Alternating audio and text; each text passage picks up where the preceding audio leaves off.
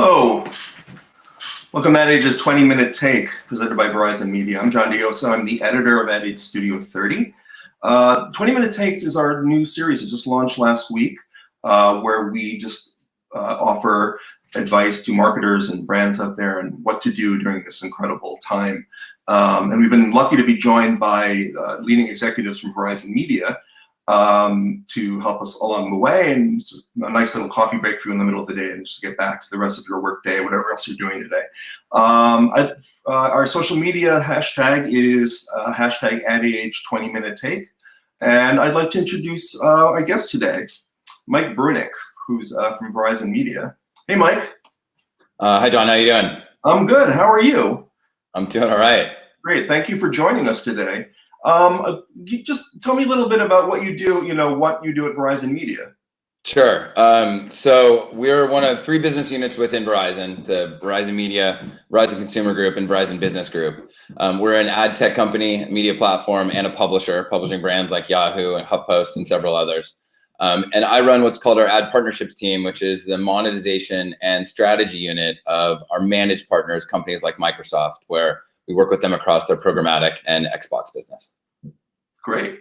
All right. Well, as I said, this is a new series that we've started called 20-minute takes.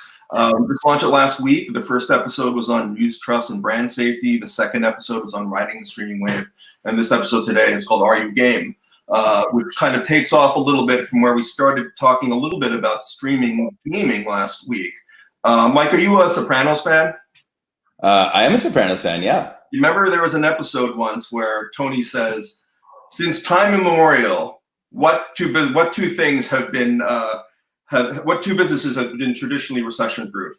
And he said, "Oh boy, you're going back ways. If you went Game of Thrones, I probably would have had it in a second. You're going back in history here. Certain aspects of show business and our thing." Okay, fair enough. We're going to talk about certain aspects of show business. Now we all know. that, since this thing started, I think there have been a lot of stories and a lot of people have predicted that streaming video would go up a lot. So you think about Hulu or Netflix or whatever. But surprisingly enough, one thing has completely outpaced them by a long shot, and that's gaming and streaming gaming. So explain why do you think that is?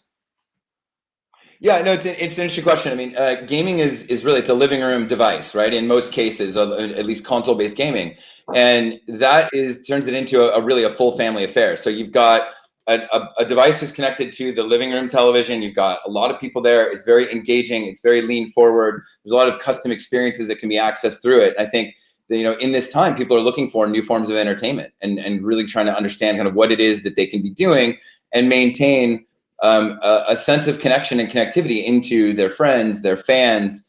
I mean, we've certainly seen the rise of eSports in this time, even more so than we had before. You've got players like Kevin Durant who are hosting tournaments so that they can maintain a connection with their fans along the way. And I think that's something we're going to continue to see more and more of. And I think that really communal aspect is a big part of why we're seeing such a rise of what we're seeing in the gaming community right now. Does Verizon Media have any metrics as to how much the audience has increased since this all started? Yeah, I mean, it's on pace with what we're seeing in streaming. I mean, there was a recent study that we looked at that said that the rise of gaming, in particular console gaming, has risen about 65% during this time. We've seen a bigger rise, I think, in the daytime activity. And I think that's really interesting as you're looking at, again, things like eSports. Things like streaming, like platforms like Mixer, Twitch, and others are really creating this new form of entertainment. And so the rise that we're seeing across the Verizon network, again, particularly in daytime traffic coming from gaming and console devices, has gone up considerably, and that's something that we're looking to take advantage of. What are the games? There must be certain games that are doing better than others right now. So what would you say would be the top ones? Yeah, I mean, it's been kind of some of the usual suspects in the last couple of years. Apex Legends is certainly a big one. Call of Duty, and as they continue to launch their titles. Fortnite, certainly one of the biggest ones in the world and continues to be. And then I think anything that's got a communal aspect. And one thing I think is really interesting is how can we continue to get people together in this time where we are all social distance and we're all being told to be at home and stay home as much as possible. And so you're seeing the rise of sort of parties that are happening with gaming as a backdrop. And a guy on our team actually started pioneering this with hosting a birthday party for his 9-year-old son within the Minecraft world. And we're seeing others do that in other places, similar Fortnite and other, where there's sort of multiplayer and you can connect and stay connected to your friends within a world that you know well and within a platform. And I think that those are some of the titles that we're really starting to see pop more, as the ones that have that sort of multiplayer and communal aspect to them. And then it's ones that you can be accessed on the mobile device as well are starting to increase. So as far as advertising goes, though, what does this mean for brands or advertisers who are looking for another place to advertise? Obviously, a lot of the traditional games have gone away, live sports have gone away. Tell me a little bit about that. Yeah, it's a good question too. I think we are looking at what's the best way to sort of help brands navigate through this. And we've done a lot of this work in counseling our clients on the programs that they put on the Xbox platform. I think there's a couple main principles that we look at. What is a way that you can stay authentic, not only to your brand, but also to the platform itself? And what's a way that you can drive greater engagement? And I think using and leveraging the power of the console, anything you can do with the controller, you can ultimately do in an ad experience. So is that engaging with video assets? Is that taking a tour of something using 360 video? And I think we've seen a really interesting use of custom experiences that can drive that greater engagement. I mean, we see minutes, if not double-digit minutes of engagement in some of the experiences that get created. And I think also taking advantage of different moments in time and really kind of understand, how does a brand want to engage with its audience, and really not just its audience, but its audience on the platform. And sort of the gamer, I think, that has a perception of it's the teenager in the basement, and that's not necessarily true. We talked before about the gaming console being a living room device. And that means you're engaging with, in many cases, the entire family at a time, or even subsets of the family at different times. And so understanding who the user is and who the gamer is, and making sure that you're able to create that authentic experience for them.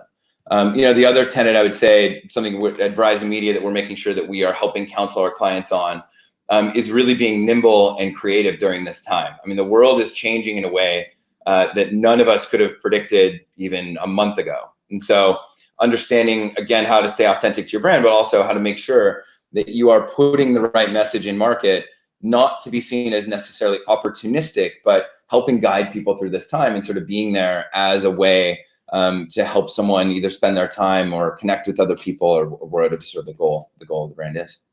Wow, there's a lot going on. So actually, now that we're a few minutes in, I just want to say, hey, if you just joined us in midstream, I'm John Dioso, the editor of Ad Age Studio 30. This is Ad Age 20-Minute Take, and I'm pleased to be joined by Mike Brunick from Verizon Media.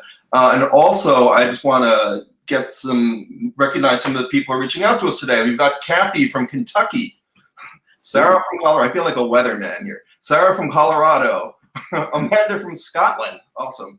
Tony from California, Maria from Pennsylvania, and Ahmad from Saudi Arabia. We are all the way in Saudi Arabia, Mike. This is wow. Listen, gaming is a global phenomenon. There's no question about it. And we're seeing large increases in gaming activity happening in many other markets as well. And I think that's something that is going to continue.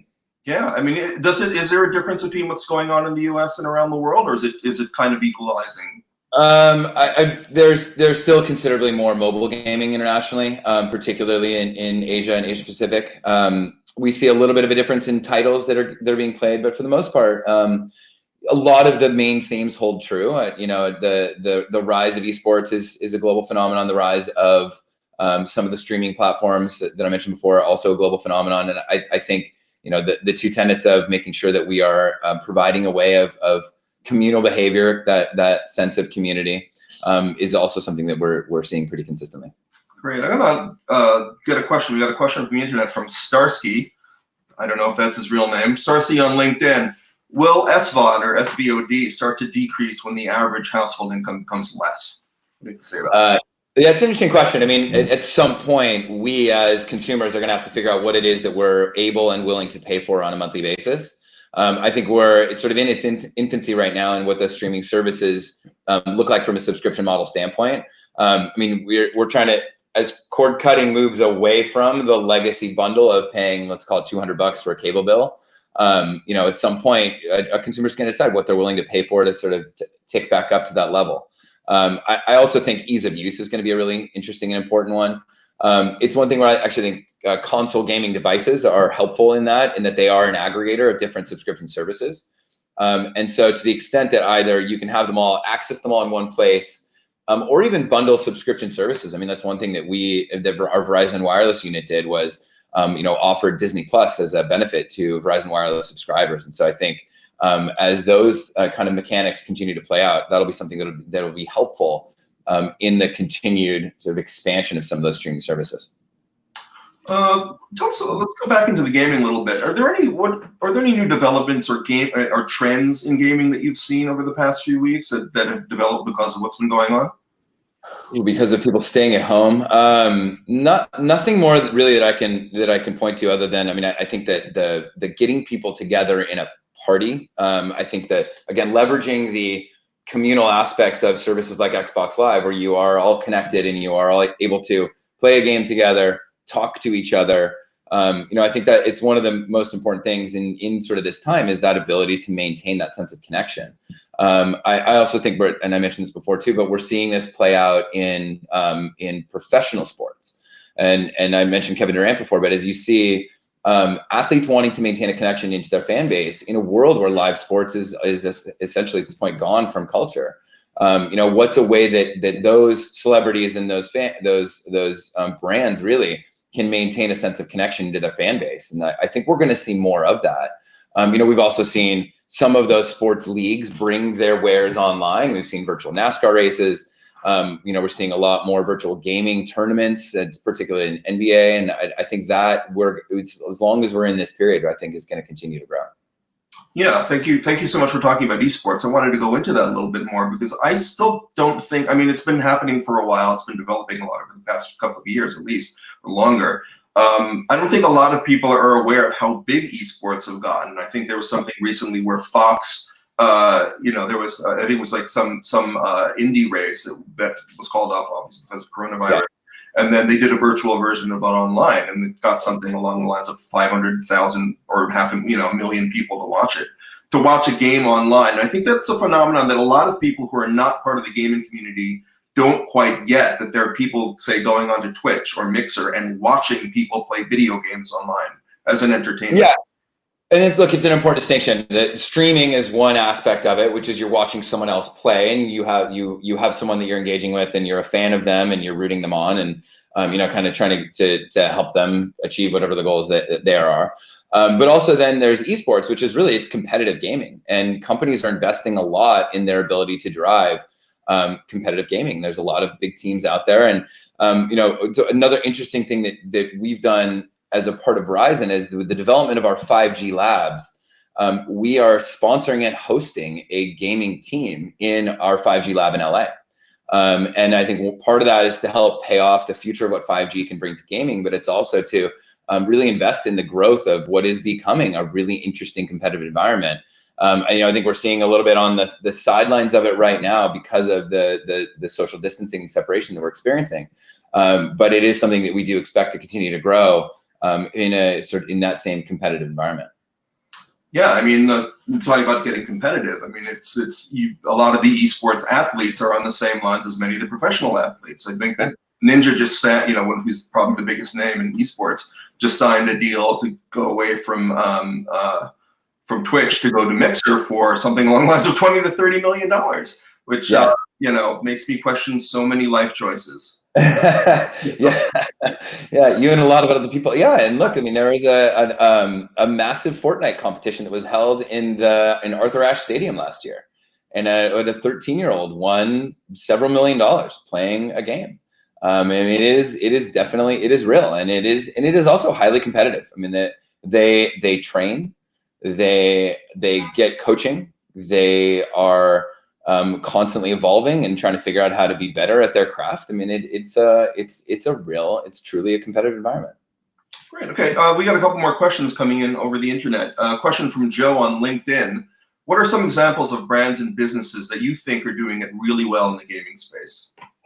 And so, again, a good question. I think we have to be a little bit careful and kind of talking too much about what our brands are doing on the platform itself. I think the best examples we can point to are ones that are kind of in the public sphere around. So TurboTax did a really interesting competition and sponsorship around the Super Bowl that got a lot of press and a lot of exposure that I think was really interesting. You know, for them, it's taking advantage of a moment in time. Obviously, there is a time box or time-based experience for them in terms of when their customer base comes through for tax season. And Super Bowl is certainly a big event, and they kind of surround that experience with a lot of different touch points with their consumers, and one of them being a pretty substantial and really interesting competition and sponsorship that was on Xbox. So I think that checks a lot of boxes, and one of the things that we typically are helping counsel our clients on as they're developing their experiences, which is know who your consumer and customer is. Find an authentic and engaging way to connect with them, and then pay it off in a really creative experience. And I think those are the ones that are doing it best, are the ones that are able to stay authentic to both themselves and who their customer is, and do it in a way that's going to drive that kind of engagement, that is going to make people want to do it rather than sort of be forced into doing it. And another question, great question from online along the same lines, is from Mushy Beef, also not his real name, on YouTube. Do you think the value of ads and broadcast rights in esports will reach that of traditional sports? Oh, that's a good question. I think it's going to get to a point where it's going to compete with it. Sure. I also think we're going to have more choices in where we consume that content. I mean, the notion of broadcast rights is a really interesting one, especially when you start talking about how that shows and lives on different devices. And we're starting to see this in the bifurcation of live, even sports, including the NFL, is who's got the rights to show it on a mobile phone versus a connected TV versus a broadcast stream. And I do think that we'll see similar versions of that as the rights to broadcasting that kind of content start to come out as well. So I think that it's a lot of it's going to depend on what size of audience. I mean, part of the reason why NFL continues to be as big as it is, and same with NBA, is that they're big. And you can get your content in front of a lot of eyeballs in one place. As we follow what consumer behavior is and where they're engaging with content on certain devices and at different times. The live is an interesting time to be able to broadcast something, but that doesn't mean it's the only time someone sees something. I mean, there's time shifted, there's VOD, and some of these could live in that realm and have maybe different rights to them. So I think I would probably guess more that we're going to see some of the rights deals for big sports start to come down a little bit as people have more options for where and when they can consume that content, as that content starts to live on different devices and in different places. Great. Okay, I'm going to give you a little break now. This is the fun part, where we're going to talk about a little bit of, thanks, Mushy Beef. He appreciates the answer. So you just told me recently you just got back from a staycation, which is, was it the most anticlimactic thing that you possibly could have done? It was take vacation during this time? No, it wasn't that bad. Look, I mean, time away, getting to unplug is always good, time with your kids. But yeah, a lot of movement from the front yard to the backyard to the patio. And the weather here has been relatively nice in Los Angeles, so that's been helpful. Definitely a lot of bike rides around the neighborhood. But yeah, it was not the original spring break trip that we had planned, that's for sure. So when things go back to normal, what's the thing you're most looking forward to doing? Ooh, I'd say traveling again. Travel both for work and getting in front of people. And I think that we underestimate at times what connection looks like for us as humans. And I think, being in the same room with someone is always better. And I do think that being able to get back to some version of that, I think will be really helpful for us, as both from a business standpoint, from a personal standpoint, and being able to actually take a real trip again. And also just from a community standpoint, I think the one thing that this experience has shown is that we are all in this together. I think that's one of the most important lessons that we can take from this is that this is a non-discriminatory affair. This is something that we are all experiencing, and we're all experiencing it together. Right, and then back to the regular questions. We have about a minute left. To wrap it up, I just want to say, like I said, things will go back to normal, whatever normal means. Do you think that what's been going on in the gaming world specifically, as it's blown up so much these past few weeks while we've been, in quarantine, do you think it's going to go back to normal? Do you think the numbers will come back down? Do you think or do you think there's been a permanent change? Look, I think there's been a permanent change in the interaction with the larger overall platform of gaming. The one thing that we can't really pay off yet today, but is something that we're actively looking towards is, what does the enhanced version of mobile gaming look like? And it's one of the big bets that Verizon, our parent company, is making. And we're looking at gaming as one of the biggest use cases for the rollout of 5G technology. And certainly Xbox is doing it as well with their announcement of their cloud platform.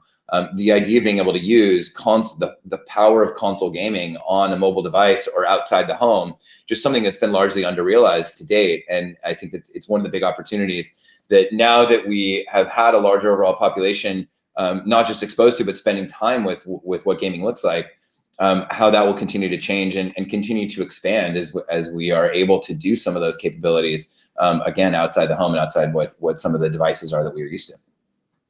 Well, that's great. I can't think of a better way to wrap up this conversation today. Mike, I want to thank you so much for joining me today. This was Ad Age's 20-minute take with Mike Brunick from Verizon Media. We'll be coming back in a little bit. Our next episode will be on April 28th. Just check out adage.com and our social media channels and for more from Ad Age. And that's signing off. John Dioso from Ad Age. Take care. Thank you. All right, take care, Mike. Bye.